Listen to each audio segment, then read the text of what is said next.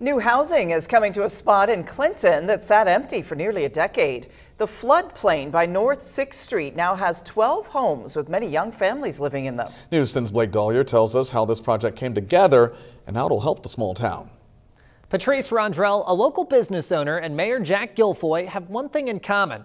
They both say they want to see more young people live and work in Clinton. Now that business owner has laid the groundwork to help make that dream a reality. If you know Tim Cottrell, you know he's either working on roofs or building homes. He says he loves the city of Clinton, but a conversation with his daughter about the city had him concerned. Well, it started with a comment from my daughter, kind of a negative comment about the city, and that struck me because that's our hometown, and I didn't want her to feel like it's a bad area. Mayor Jack Guilfoyle says a lot of younger people are leaving the city, but says Cottrell is helping bring some back. He's invested in building 12 houses on a floodplain near North 6th Street.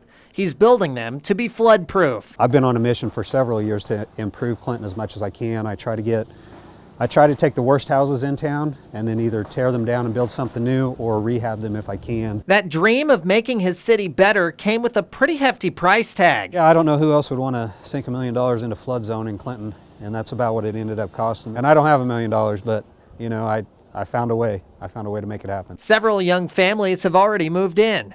Cottrell says the decision is one he doesn't regret.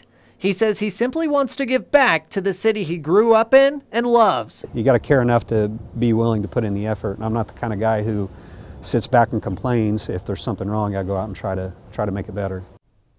Cottrell has invested in several other properties in Clinton and says he isn't going anywhere anytime soon. Patrice Rondrell, back to you. Good for him. Very good They idea look nice. there.